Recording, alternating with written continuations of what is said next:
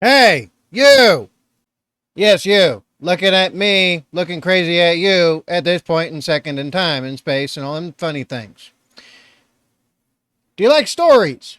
Do you like the strange, the dark, the mysterious? Well, so does I! And not just any of the strange, dark, and mysterious portals to go visit to listen to, but one that quite often does the best job of telling them. MrBallin. So, from the former Navy SEAL himself, I'll never not try to keep that harangued around his neck forever and ever. He still cannot. Okay, so here's something I know he's consternated by, okay? I know he's consternated by this.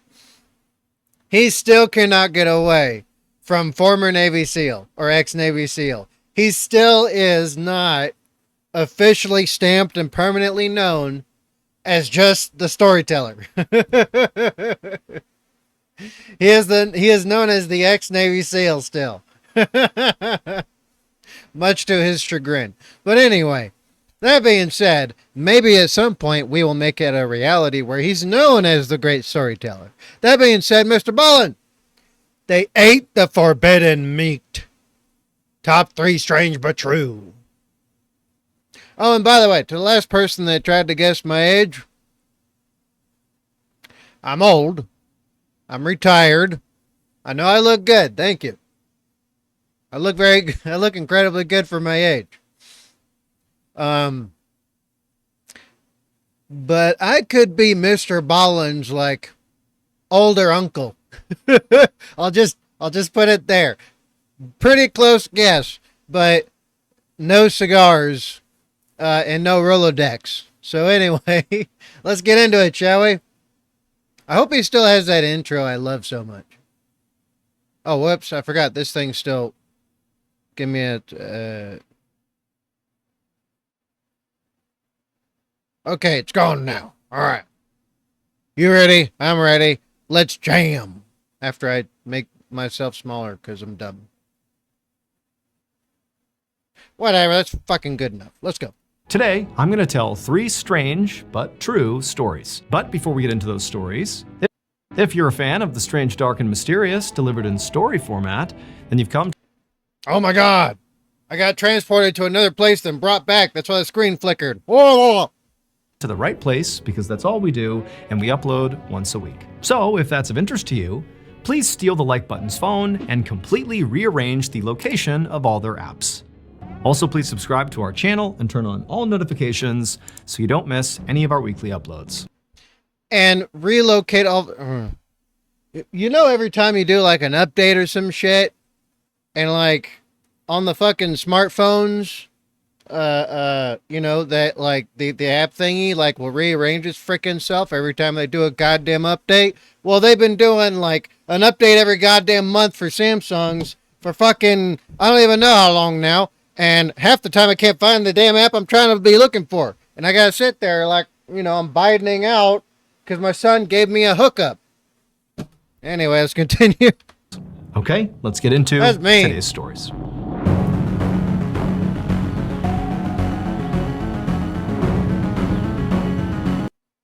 Dude, I love his intro.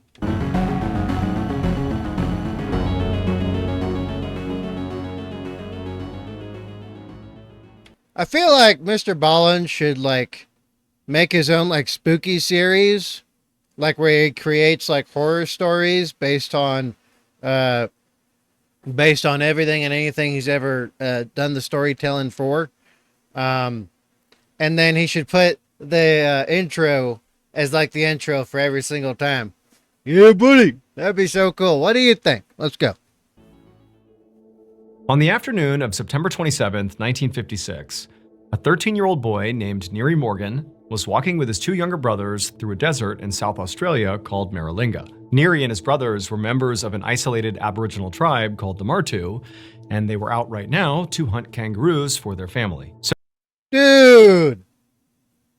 Okay, some things pushed aside. the freaking Aboriginal people of Australia are freaking cool. I mean, there's even a place where they have like this like underground like thingy. Okay, you know what? I probably shouldn't derail a video off of my random, stuff. So, but I'll just say this much: some of the Aboriginals in Australia are pretty freaking cool, and they've done some really cool stuff and continue to do cool stuff. Just saying. Anyway, let's continue. So Neary had a spear, and his two younger brothers had a club, and they also had a boomerang. And for a while, they had been tracking this particular group of kangaroos. But every time they slowed down and, the brothers got ready to strike, the kangaroos would take off. And it was very frustrating. But eventually, as they were walking, this group of kangaroos stopped at a watering hole, which was just a few dozen yards away from them. And so at that point, the brothers knew this was their chance. These kangaroos were going to stay here long enough that they could strike. And so Neary signaled to his brothers that it was time to move. And so they got down in the brush and began advancing on the kangaroos. But after only taking a few steps, they heard this loud rumbling sound off in the distance. And as they looked to see what was going on, the sky suddenly was illuminated impossibly bright to the point where Neary is shielding his eyes to just see what's going on here. And as he was doing this extremely hot gust of wind came blasting through and literally knocked the brothers onto the ground, totally disorienting them. And then from the ground, at some point, Neary kind of turns his head and he happens to look in the direction of the watering hole where the kangaroos were. And then he sees them literally floating in the air, coming right over to him and then dropping on the ground. And then a moment later, it was like everything just went back to normal.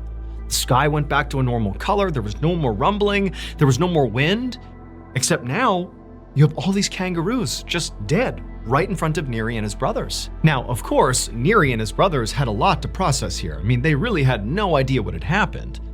But they're looking at this bounty right in front of them, all these kangaroos, and they're thinking, what's just happened here was a gift from God. Clearly, what we just experienced was literally God lifting these kangaroos up, ending their lives, and putting them at our feet. This was a gift. And so eventually, Neary and his brothers, after kind of standing up and dusting themselves off, began lifting up these kangaroos and carrying as many as they could back to their tribe. Oh, man. That's not good at all. That's not good, period, whatsoever. Man, because it sounds to me like they were not too far away from possibly, or could be, some kind of sea burn, so chemical, biological, radiological, or nuclear-based incident. Some kind of hazmat incident has occurred for sure, or some kind of testing, and these guys are now subjected to some kind of exposure, and so is the meat inside of the animals. Oh no.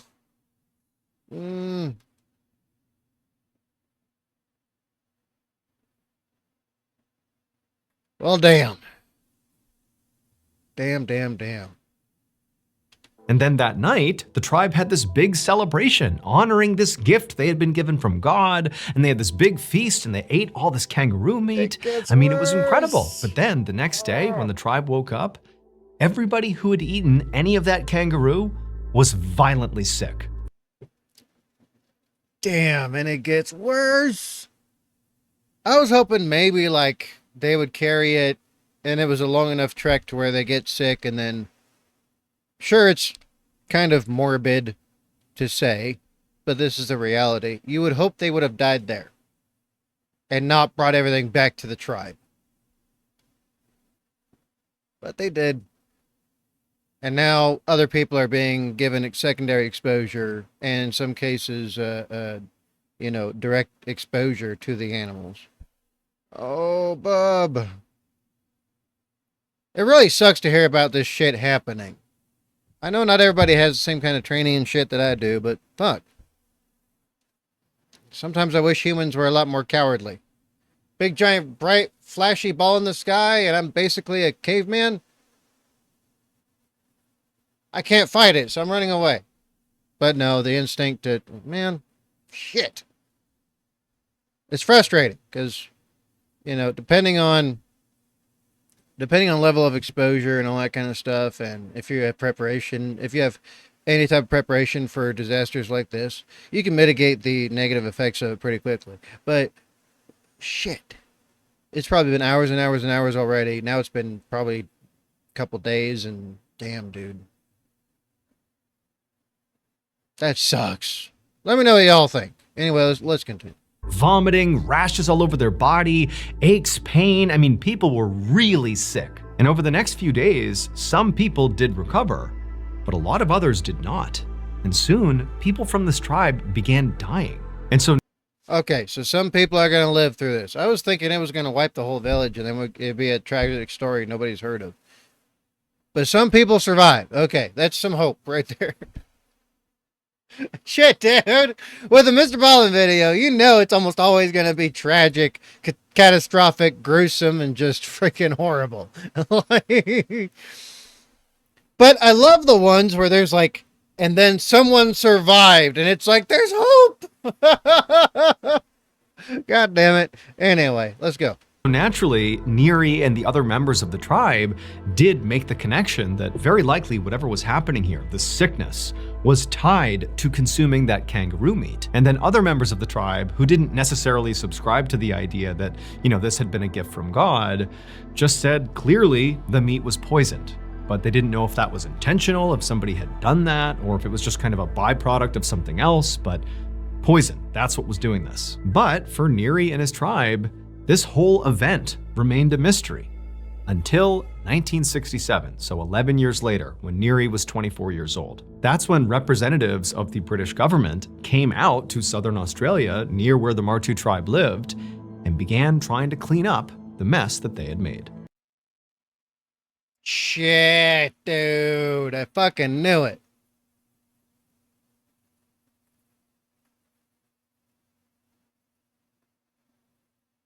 I knew it. Oh, brother. History has mysteries until someone else takes responsibility. But yeah, freaking bub. It figures, right? It really does figure. Then again, partly I can't blame entirely everybody that was doing all these things back then, because we didn't know what the hell we were messing with. All we knew was split the thing and, big result. Big boom. Bigger boom. Quadruple E boom.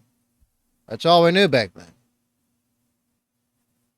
But goddamn, don't we all feel the effects nowadays? People ask me what's the worst invention by humankind.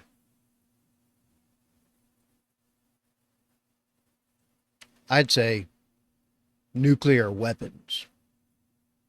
Biological, nature takes care of that. Chemical, same thing. Nature takes care of that. Nature creates its own chemistry warfare sets. That's all natural stuff. The only natural place you'll find the splitting of an atom and the release of fallout and all that stuff, anything comparable to it, I'm trying to think of the simplest example I can, but it's basically the frickin' sun. And if you are outside the Earth's atmosphere and you have no shield or cover, you die from it.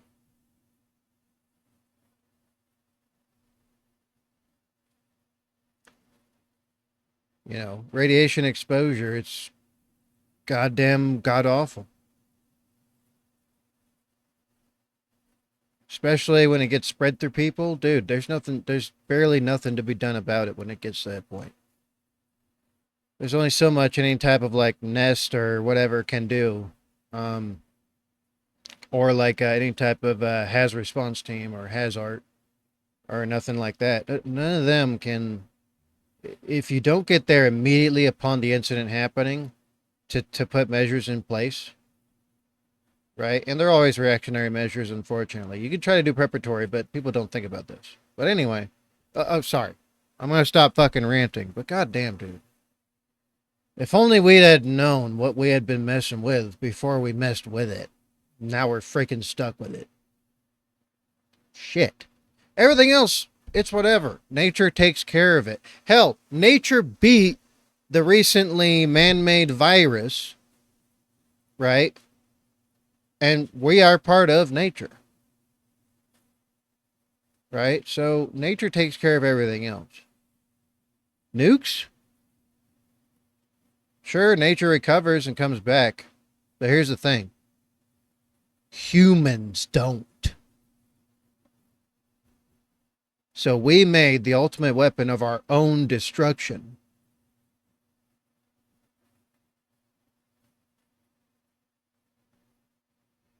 It would turn out all those dead kangaroos that got kind of dumped out of the sky right in front of Neri and his brothers were not the result of, God giving them a gift. Instead, the reason that happened was because of a big scientific experiment that was conducted in Maralinga in total secrecy. The British government was testing nuclear bombs. Neri and his brothers had been a few kilometers away from a detonation site.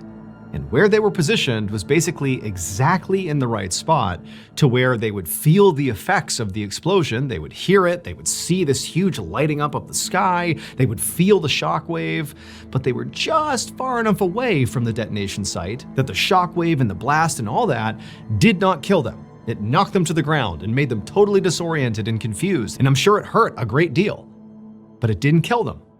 However, those kangaroos they had been stalking were technically closer to the detonation site. They were also smaller and so were more susceptible to an explosion being affected by it.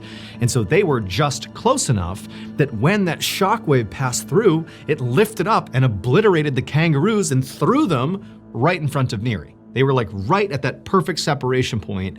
Neri and brothers just barely safe, kangaroos just barely in the lethal zone. And so keep in mind that Neri and his brothers did not know things like nuclear bombs existed. They're very isolated. They're completely cut off from sort of modern society. They are still living as they always have for basically since the inception of humanity. Pretty much. There's some different places where you can go where there's some modernity kind of blending in with them, but not really. For the most part, they are still living like we did back when we were just naked animals running around the frickin' planet. And so even though they saw a lot of indications that this was a bomb, they didn't really interpret it that way. Instead, they interpreted this as, oh, God has bestowed upon me this bounty. And later, they learned it was a curse. This is a gift from God. But in reality, it was just this explosion, and the meat, the kangaroo meat, was not only devastated from the blast, but it was also littered with radiation from the blast. And so the members of the tribe who ate the kangaroo meat immediately got radiation sickness and began to die. An unknown number of people died from these nuclear bomb tests, and it would take 11 years before the British government would come in and begin cleaning up the nuclear waste. The Australian government ultimately paid $13.5 million in compensation to Aboriginal tribes that were affected by these tests. As for Neri, he survived, and today he's actually in his 80s, and he continues to tell his story to younger generations. Damn.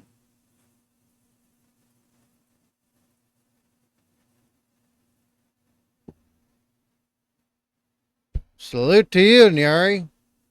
Salute to you, Nyari Morgan. That's a cool name. But goddamn, he was next to a nuclear blast and not only survived then, but lived old age. Bub.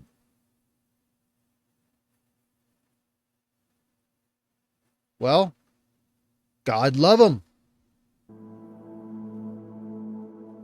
That's a partly good story. That's a partly good story, though, to my estimation, right? I enjoy those kind of stories where it's like things are bad, horrible, screwed up, and just all around, all the way downright bad, awful, tragic, catastrophic even.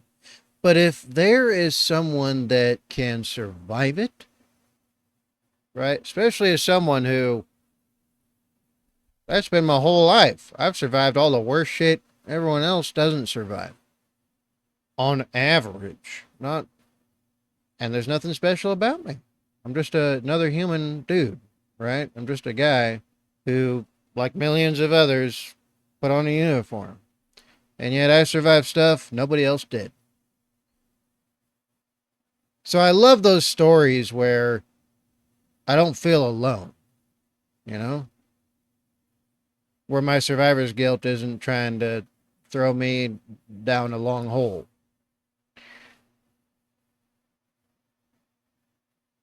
I like those stories. I do. Even if it's like, I look, I enjoy a last stand as much as the next person, right? That part of my heart and soul still sings. I'm still a contractor and I'm trying to do border patrol.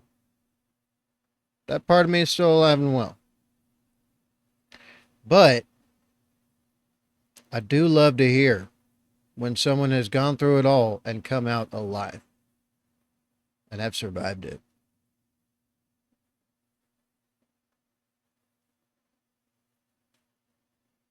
Overtly so.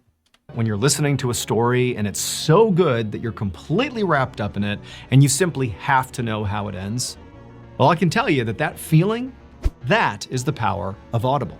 Whether you're driving to work or hitting those 10,000 steps or just decompressing after a long day. Ad. Although people tell me it's rude to skip the ads, even though I'm not going to get Audible. What do you think? Should I just let the ads run and just put up with it? I don't like ads, even if they're from somebody I like. I really don't. But I understand it, right? He's got to sell stuff, make a living, support himself, whatever. I get it. I hate ads. I really do. It's like, look, if something interests me, it does. And then I'll find out the stuff about it. But, I don't know. I just got annoyed by back in the day television ads, because you get 5 minutes of content and then 15 fucking minutes of commercials. Channel 11 and 18 looking at you from back in the day. Be watching some shit overseas and anyway. But yeah, what do y'all think though? Should I just let ads play and just move through them? Or should I cut through the ads to get to the content? You let me know in the comments down below. Let's go. With Audible, there's always a great story waiting for you. Strange tales, history, conspiracies, and everything in between. And the best part? It's just a play button away. Unleash your adventurous side with Audible's vast library of entertainment. Sink into gripping titles that'll keep you guessing until the very last second. Discover exclusive, captivating Audible originals you literally can't get anywhere else. And also be the first to experience exciting new releases from your favorite authors. I am still totally hooked on Tom Perrotta's thought-provoking title called The Leftovers. Even if you've already read that story, the audiobook version is a whole different experience. Audible always is. Discover what lies beyond the edge of your seat.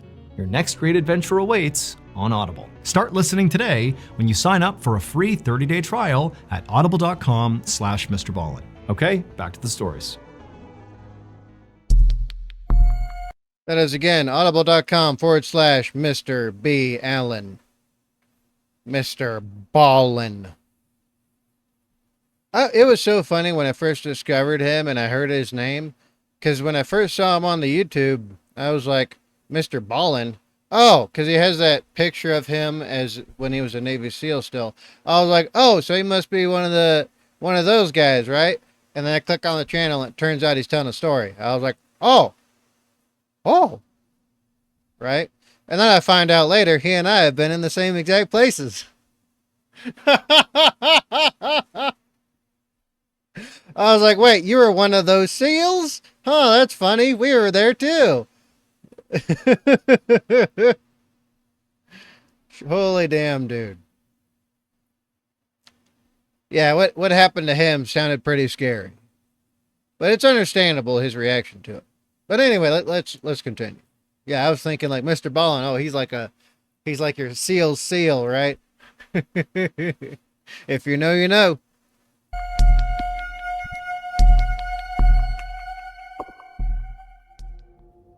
At 4 p.m. on Saturday, October 26, 2019, a 56-year-old woman named Pamela Kreimeier was hanging out in her son's backyard in Knoxville, Iowa.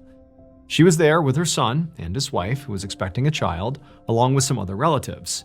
And they were there that day in the backyard to have a gender reveal party. And Pamela could not have been more excited. So during the week, Pamela worked full-time as an assistant at a US Army base nearby.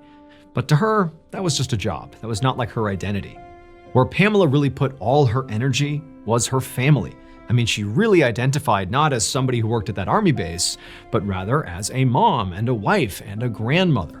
And she was so excited to find out if her new grandchild was going to be a boy or a girl. That is an extinct breed nowadays, young men. That doesn't exist anymore, sadly. She sounds wonderful. Amazing, even. Works a job, but that's just to pay bills.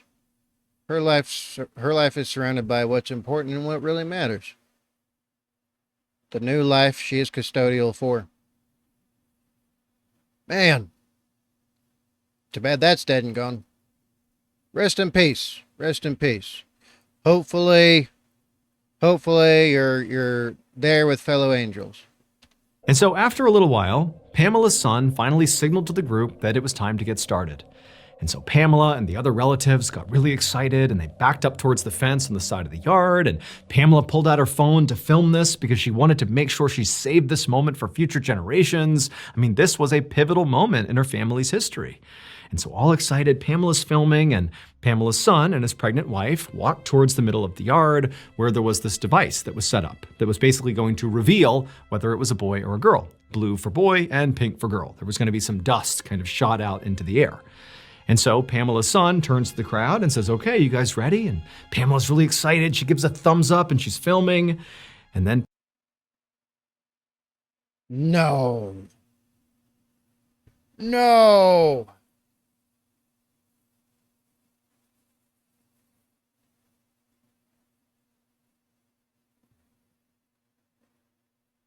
Don't tell me something's wrong with the cannon. Because that's my immediate guess and worry. I'm like, wait. A device that will reveal if it's a boy or a girl? I'm pretty sure it's some kind of cannon thing. Like those little cannons they do for like confetti. And they like, pa-boom, right?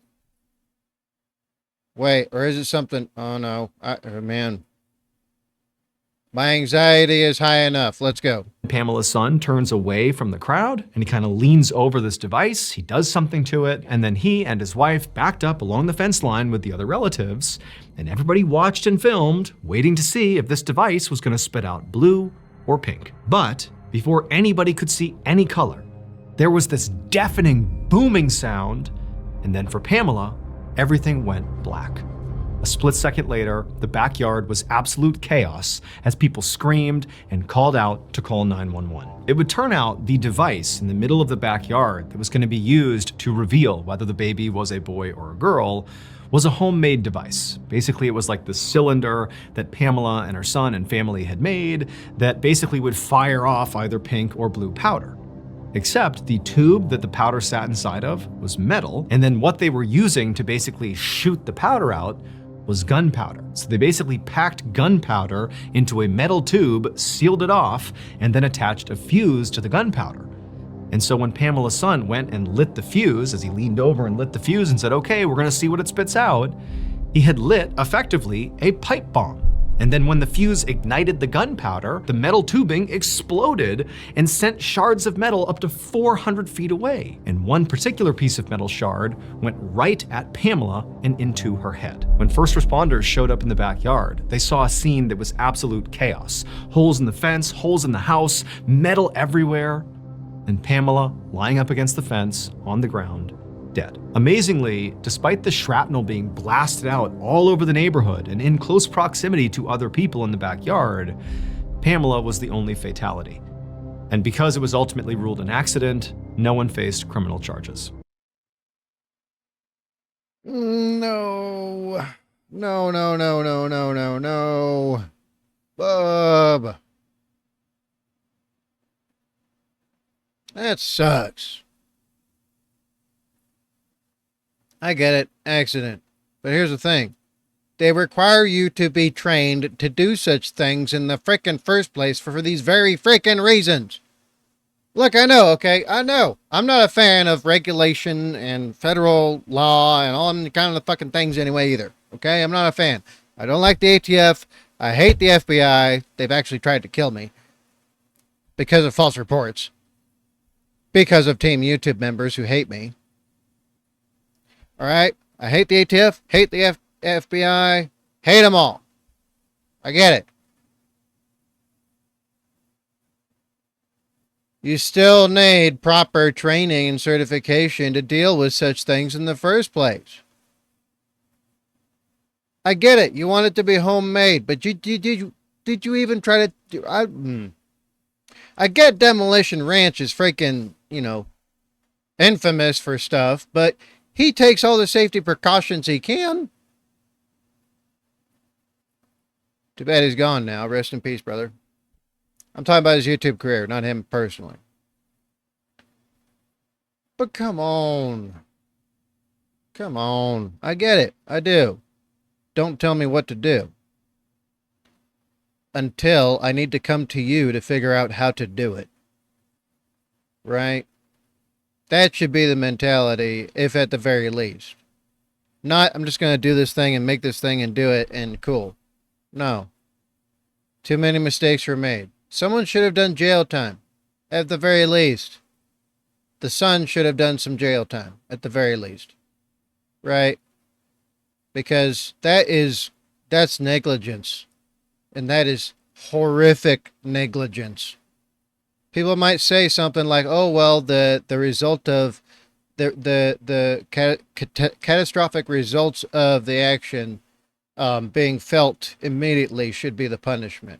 No, take it further. So it's never forgotten, and other people, will be dissuaded from attempting. But goddamn, dude. Goddamn. Rest in peace, Pam. Rest in peace. Thankfully, your kid's okay. All of them. But goddamn.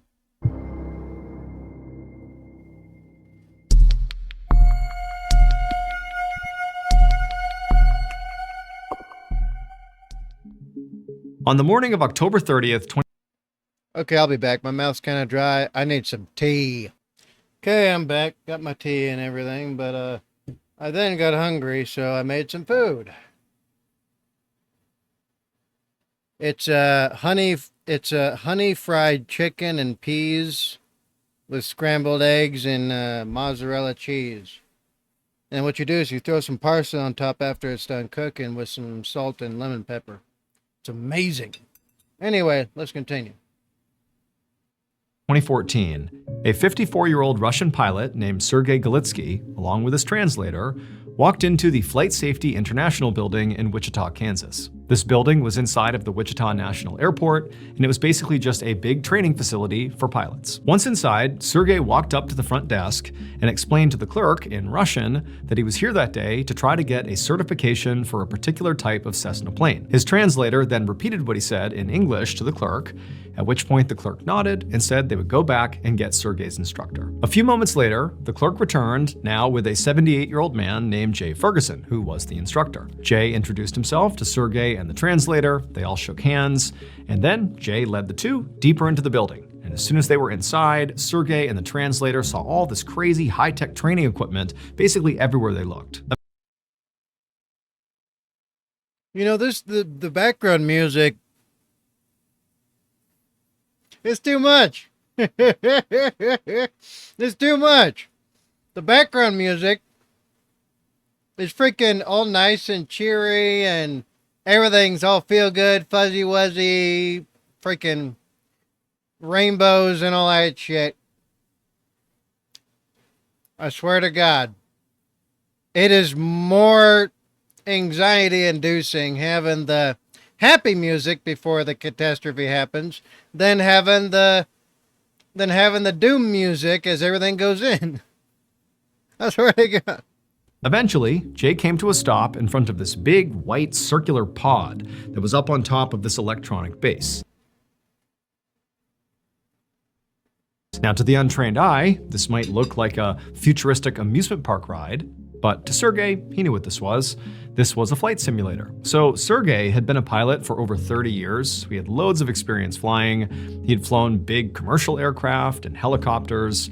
But today, he was learning how to fly a sort of mid-tier plane, this little Cessna plane. And before he'd be allowed, even with all his experience, to actually go out and fly this thing, he had to do a couple of simulated flights inside of the simulator to kind of run through the motions, get some experience before actually going out and doing it. And so Jay reached out and opened up the door to this pod and gestured for Sergey and the translator to go inside. And so they did. Sergey went in, and he saw right away that the inside was an exact replica of the inside of a Cessna, like down to every little detail. It looked exactly the same. Even out the windows, it appeared like they actually were situated on a real airport runway. And so Sergey sat down in the pilot's seat, Jay took a seat next to him, and the translator took a seat behind both of them. Once they were situated, Jay and Sergey went through the mandatory pre-flight safety checks, something you would do on any flight. You just make sure the plane is in good working order, that your communications are good. Same thing they would do for a real flight, they're doing for this simulator. And then, which is something that we did in the military as well. Because every single day, you do what's called a PMCS, Primary Maintenance Checks and Services. It's where you go check your vehicles, make sure they're good working condition. They don't need anything redone or redid or updated or nothing. All the paperwork is good. They're ready to be dispatched and all that. And on top of that, same thing with weapons, right? You would, although you would check weapons at least once a week, not every single day. Vehicles, usually it's about every day or every other day, because you're using vehicles 24/7 when you're in garrison. Or at least that was my experience. You use vehicles a lot. So we'd have to do PMCS on them a lot more often. That's something people should do in their regular, normal lives as well. Check your vehicles, right?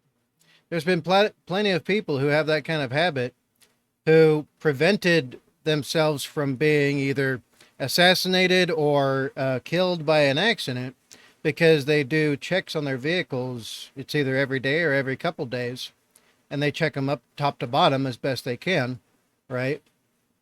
So yeah, this is something that's very useful to do. I do it as well still, even in my normal life, because there's nothing like knowing that I've done everything I can to ensure that while I'm on the freaking highway and I'm on this ramp that's 200 feet in the freaking air, that my vehicle isn't just gonna suddenly fail and then I go freaking careening through the guardrail off this 200 feet off the ground freaking ramp on the middle of a highway, right? Do your PMCSs on your vehicles, please, and anything else you use that's ultra important to your household. It could only help, and it's also a good extra activity to add to your day anyway. Doing something constructive. Anyway, let's continue. Then, once they were done, Jay pressed a button which turned on the engine of this flight simulator. And it actually felt like it really turned on a real engine, like the pod began to rumble, like this was a real plane. Then, once Jay gave Sergey the green light, Sergey released the brakes, at which point it very much appeared like the plane began to roll forward. And as it did, Sergey grabbed the yoke, which is like the steering wheel, and he began to turn the plane, this simulated plane, towards the runway. And it was amazing how lifelike this whole thing felt. The pod actually would move and kind of keep up with all the movements that Sergey was initiating in this simulation. It really felt like they were in an actual plane. And then, once Sergey had positioned the plane on the runway, he hit the gas and the pod throttled back as the plane rocketed down the runway, and before long they took off and they were up into the sky. Once flying in the sky, Sergey kind of circled around the digital airspace for a while, kind of feeling out the controls, and he quickly found the Cessna was a little bit more sensitive than the other aircrafts he had flown before. So it took some time to kind of get his bearings, and then once he was feeling pretty comfortable, and he relayed as much to Jay, Jay began relaying directions and feedback to Sergey through the translator, just basically testing Sergey's ability to fly this craft, because at the end of the day, this was a test. Sergey needed to prove he could do this in order to get his certification. After a little while, Sergey felt like he was doing a really good job and he had good control of the craft, and Jay as well felt like this had gone really well and, Sergey had effectively passed his test, and so a decision was made to go ahead and land this plane back on the runway. So Sergey circled around and he angled the plane right alongside the runway, and he came down and he was taking his time and everything. Something had to have gone wrong with the pod. Something had to have gone wrong with the simulator. Either the simulator fails or malfunctions, or it's got to be something going wrong with the simulator.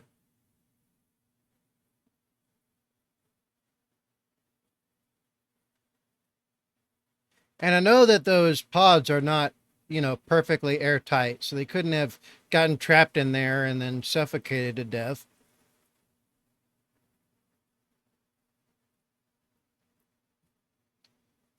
A terrorist attack, maybe? I wouldn't put it past them. Islamic terrorists will target anything that they think will, invoke the greatest amount of terror upon the infidel. But that doesn't seem like that would be it. Because then it would involve the entire facility. This is focused on this pod and these two people.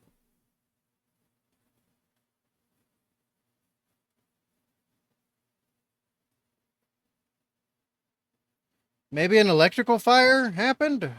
Well, I don't know. They do maintenance on those things. Well, they look at them almost every day, so the chances of that are kind of low. Well, okay, overall, not exactly, but not high enough. Does someone go crazy? Are they next to a runway? Does some kind of aircraft accident, happen there or something? Chance of that's pretty freaking low, too. I mean, I know that there's quite a few simulations and trainers and stuff near air bases because it's convenient. But, I mean, I don't know. I can't think of nothing else. Do they have a heart attack or something? Does something drop from the sky directly onto the pod? Those are the two I can think of that have the least amount. I don't know. Y'all let me know in the comments down below what your guess is if you haven't already seen it. I haven't seen this yet. But what could possibly go so catastrophically wrong that MrBallin is the Mr. Dark, Strange, and Mysterious himself is telling it? There's got to be something that went horrifically wrong. Everything was going exactly right, and then right as the wheels of this plane touched the runway, the instant that happened, there was this loud crashing sound, and then everything went black. At the same time this was happening, folks standing outside of the Flight Safety International building, they heard this loud crashing sound, and they looked in the direction, which is toward the Flight Safety building, and they saw there was this massive fire and black cloud of smoke coming up from the backside of the building. And so they called 911. And when first responders arrived on scene, they discovered evidence of a plane crash. It would turn out there was another pilot named Mark Goldstein who was flying that day out of Wichita National Airport. Except Mark was flying an actual plane. He was the only passenger inside of a 6-seat passenger plane. And pretty much as soon as he took off, he lost control and he crashed through the walls of the Flight Safety International building. Specifically, he struck the flight simulator where Jay, Sergey, and his translator were busy trying to land their digital flight. The plane crash, along with subsequent fiery explosion, claimed the lives of Mark, Jay, Sergey, and his translator.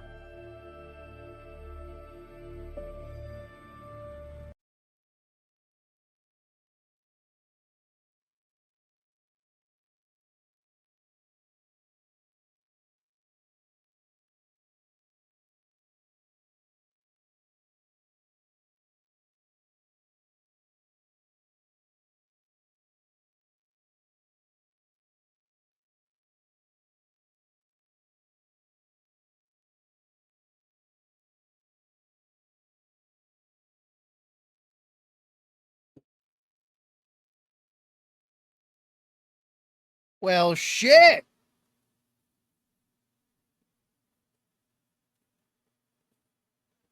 That's goddamn insane. The odds of that has to be something like 1,000,000 to 1. Maybe even in the billions to 1 of that shit happening. Then again, if you factor in the amount of plane crashes that happens yearly, maybe the chance isn't as low as I think. But Jesus, that was my last guess too. Holy shit. In case you haven't heard yet, At least it was quick, right? At least it was fast. The way MrBallin describes it. Because I've technically died twice, I guess you could. Because drowning, it's in that wiggly area that people talk about. But, yeah, the way that MrBallin describes it is accurate. Everything goes black. So at least it was quick. They didn't suffer. There was no excruciating, long, drawn-out period of misery and anguish. R.I.P. to them, but thankfully it was quick. Or at least I hope it was. our newest graphic novel, MrBallen Presents Where Nightmares Live, is available for pre-order right now. It contains another 9 heart-stopping, strange, dark, and mysterious stories, all based on real events. This was a passion project. It took a lot of time, a lot of people involved, from the artwork to the storytelling. I mean, this is a beautiful piece to add to your collection, so you gotta check it out. The book comes out on September 30th, but again, you can pre-order your copy at book.ballenstudios.com, or you can click the link in the description below. There are a limited number of hand-signed copies available, but those are gonna sell out very quickly. So please pre-order today, because remember, your nightmares are waiting. Thank you so much for watching. Let me know what you thought of today's episode in the comments. And remember, we have hundreds of videos for you to binge right now. But if you're looking for a recommendation from me of that one video that's worth your time, well, it's this one right here. So give it a watch. All right, until next time, see ya. There we go, folks. From Mr. Strange, Dark, and Mysterious himself, they ate the forbidden meat. Top 3 strange but true. Freaking A, dude. Freaking A. That's intense, though. I mean, then again, maybe you should assume that there's always a percentage of danger when doing certain things. Like being in a flight simulator next to,